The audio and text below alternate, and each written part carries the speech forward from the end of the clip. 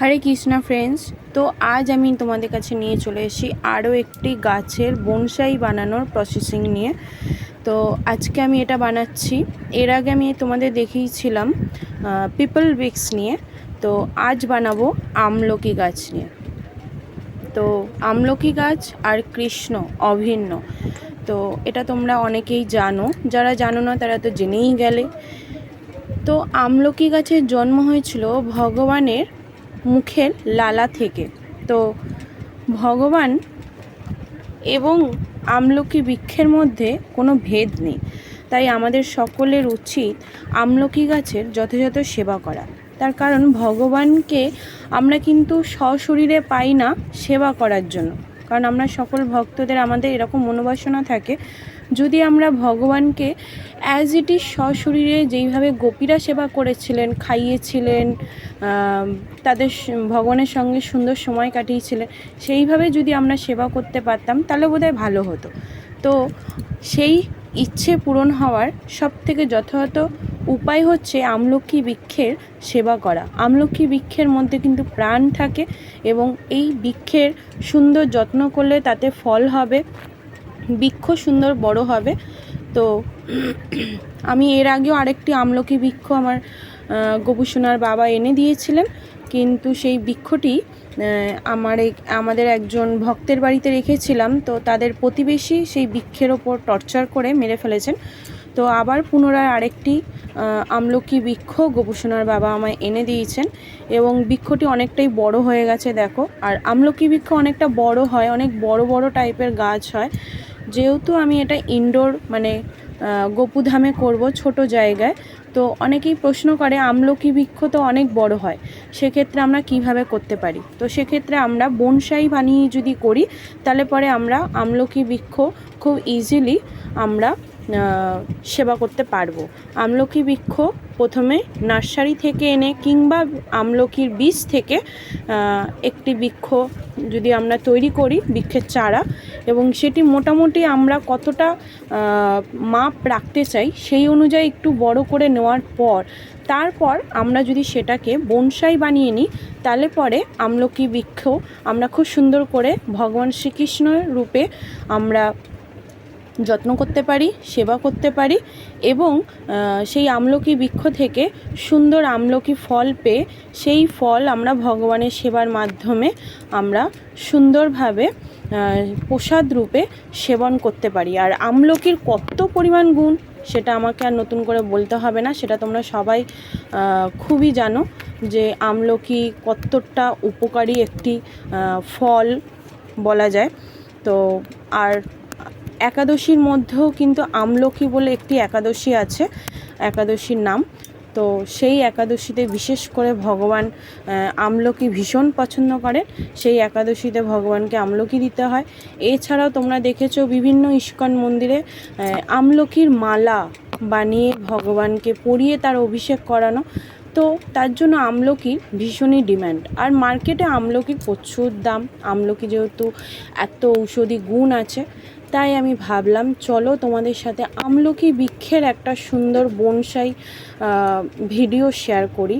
কারণ অনেকেই বলে যে আমরা ফ্ল্যাটে থাকি, আমাদের খুবই ছোট জায়গা, আমরা কিভাবে আমলকি বৃক্ষের সেবা করব।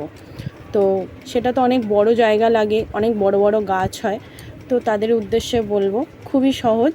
আমলকির একটি ছোট চারা নেবে, তাকে কিছুদিনের জন্য ঘরে এমনি ছেড়ে দেবে, তাকে মোটামুটি একটা মেজারমেন্ট নেওয়ার জন্য। এনেই সঙ্গে সঙ্গে বনসাই করবে না, প্রসেস শুরু করবে না, কিছুদিনের জন্য তাকে ছেড়ে দেবে, কয়েক মাস ধরে তাকে ছাঁটাই করবে ছোট ছোট কচি কচি ডালগুলোকে। তারপরে তোমরা তাদেরকে সেই বনসাই গাছটি আমলকি গাছটিকে বনসাই করার প্রসেসিং তোমরা শুরু করতে পারো।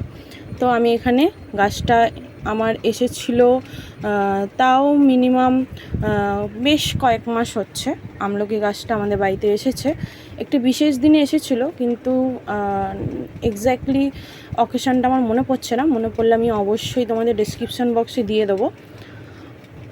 আর এরকম সুন্দর সুন্দর বনসাই গাছের ভিডিও তোমাদের কেমন লাগে অবশ্যই আমার সাথে শেয়ার করো, আমার খুব ভালো লাগবে তোমাদের অনুভূতিগুলো জানতে পারলে। আর আগামী দিনে তোমরা কি কি বনসাই গাছ দেখতে চাও সেটাও আমাকে জানিও, আমি অবশ্যই চেষ্টা করব। যেহেতু ভিডিও এবং বনসাই করার প্রসেস দুটো আমি একাই করছি, কারণ हम बहुत ही आम इंसान हैं, हमारा कोई कैमरामैन नहीं होता है, इसलिए हम खुद ही कैमरा करते हैं, खुद ही वीडियो करते हैं।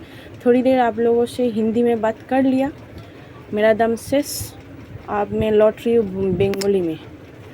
तो বাংলাই বলি, কারণ বেশিক্ষণ হিন্দি বলা ইম্পসিবল ব্যাপার আমার জন্য, কারণ হুড়হুড় হিন্দি বেরিয়ে যাবে এবার মিঠাই রানীর মতো।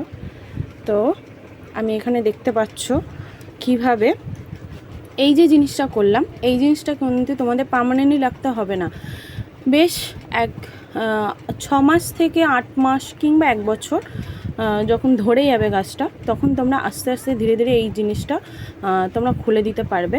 এবং এই জিনিসটা করা হয় গাছটাকে বনসাই করার জন্য, গাছের ফিগারটাকে চেঞ্জ করার জন্য।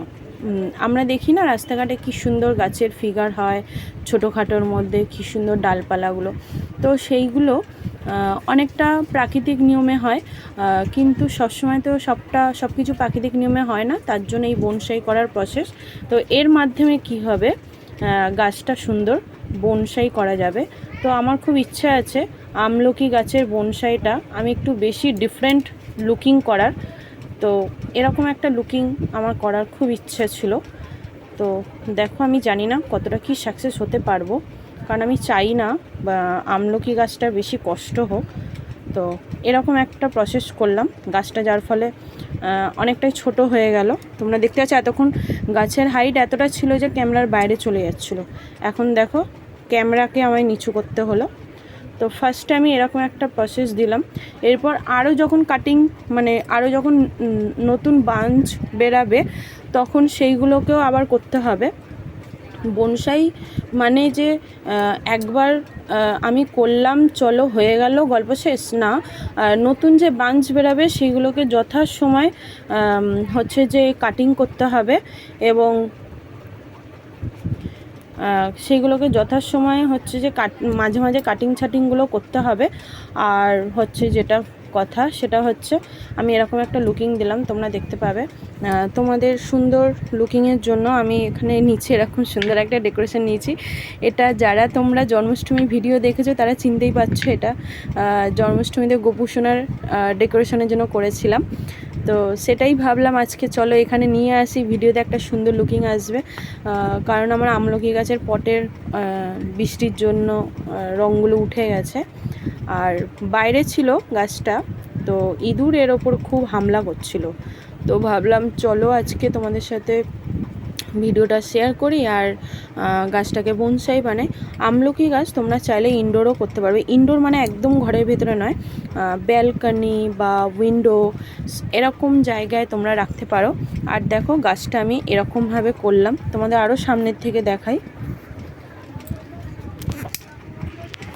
এই দেখো গাছটা ছিল এই লম্বা, সেই গাছটা হয়ে গেছে মানে কতটা ছোট হয়ে গেছে মেজারমেন্ট তোমরা বুঝতেই পারছো, আমি আঙ্গুল দিয়ে মেপে দেখাচ্ছি, এরকম দেখো এই সাইজ হয়ে গেছে। গাছটা কিন্তু আমার এই হাতের সাইজে 3 সাইজ বড় ছিল। তো গাছটা আমি একদম নিরেটভাবে তোমাদের দেখাচ্ছি বনসাই লুকিংটা কীরকম করেছে, এরকম গোল ঘুরে এসে আবার এরকম এসে এরকম উঠে আবার এই লাইনটা আবার একটু পেঁচিয়ে দিয়েছি, এই দেখো এটাকেও আবার একটু পেঁচিয়ে দিয়েছি। এই যে স্ট্রাকচারটা করেছি গাছটার অ্যাকচুয়ালি এরকমই কাঠামোটা হবে, ঠিক আছে। তো এখন গাছের শাখাটা নরম আছে, কিন্তু এইভাবে থাকতে থাকতে কী হবে গাছের স্ট্রাকচারটা এরকম হয়ে যাবে। আর গাছের হাইট আমি এটাই রাখবো, এর থেকে বড় করব না। যখনই ডাল উপরের দিকে বেরাবে তখন আমি ওটাকে কাটিং করে দেবো, সেটা আমি অবশ্যই তোমাদের দেখানোর চেষ্টা করব। কিন্তু অনেক সময় কী হয় না, একা হাতে করি তো অনেক সময় ভিডিও করা হয়ে ওঠে না, তো ওই জন্য তোমাদের দেখানো হয় না। তো এই গাছটা আমি প্রায় 3 মাস পর আমি তোমাদের আপডেট দেখাবো গাছটা বনসাইটা কতটা কি ধরলো আর নতুন কোনো ব্রাঞ্চ বেরালো কিনা। তো তোমাদের যাদের যাদের এই বনসাই প্ল্যানিংটা আমলকি গাছের ভালো লেগেছে।